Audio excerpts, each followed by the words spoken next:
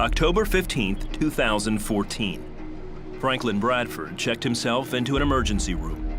I was feeling intense pain in my abdomen area. Once they got me back there, I had to have a bowel movement, and it was all blood. Then there was like, there's a major problem. Within minutes, Franklin was in critical condition and transferred to Raleigh General Hospital in Beckley, West Virginia. By the time they got me out of the ambulance and was getting ready to take me in the door, from there I don't remember anything. In the ICU, doctors worked to locate the source of the bleeding, but the blood thinners Franklin had been taking for hypertension were frustrating their efforts. Franklin's son Adam was there. They were going to come up with a treatment to try to thicken his blood. It wasn't working though. Over the next few days, Franklin continued to have episodes of passing blood. All doctors could do was replenish what he lost and wait for the blood thinners to wear off. The doctors come in and they told me, be prepared. This isn't good. We don't know if we can save him. I thought I was in a nightmare. I mean, it was a nightmare. And I felt that he just wasn't going to make it. Family members started getting the information out.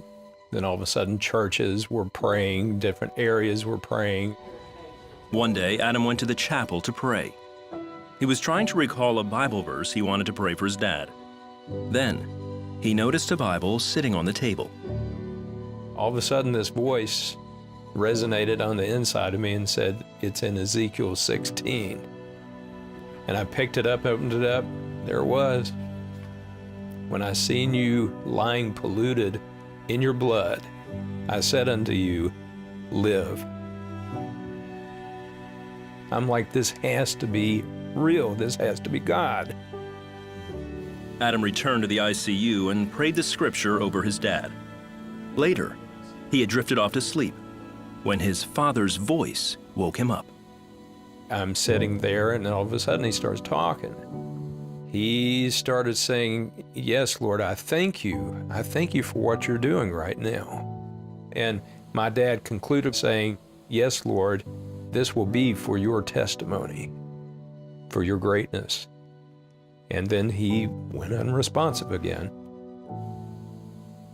I knew deep down inside that this was going to be okay. The next morning, Adam discovered Franklin was hemorrhaging massive amounts of blood. And this time, it wasn't stopping. Dr. Brian White was the surgeon called in. This guy was literally dying in front of our eyes, and we had to do something to save his life. And the only other thing left was a surgical intervention. They're like, if not, he's dead. And more than likely, he's going to die on the operating table, but at least it's a chance that we'd like to take if you'd agree to it. And I'm like, yep, you operate. We got to the operating room, opened up his stomach. It was a huge ulcer. There was a blood vessel in the middle of it just pumping blood. After 4 hours of surgery, Dr. White and the team removed the ulcer and repaired the open blood vessel. But there was still a problem. He kept bleeding. They're like, he's still oozing blood. We can't get it to stop. His blood was still thin because of the medication he was taking. So that had to really get out of his system so he could be okay. Franklin was put on blood-thickening agents and frozen plasma to get his blood to clot. Over the next 2 weeks, Adam and others watched and prayed. It started working. The bleeding started to slow down. The doctors started saying, I think he's going to make it. I think he's going to pull through. That was some of the greatest news that you could ever have. The first thing that I could remember is Dr. White came walking in the door, and he said, there's the man with the 9 lives. After weeks of treatment and rehab, Franklin fully recovered. It's a miracle, yes. He's lucky to be alive. I didn't expect him to survive that one. He did. Jesus Christ is awesome. He told me that if I trust in him, he would take care of me. And he did. And he does, and he is. There's nothing impossible for the Lord. Prayer works. He listens. He listens to your prayers. Keep praying.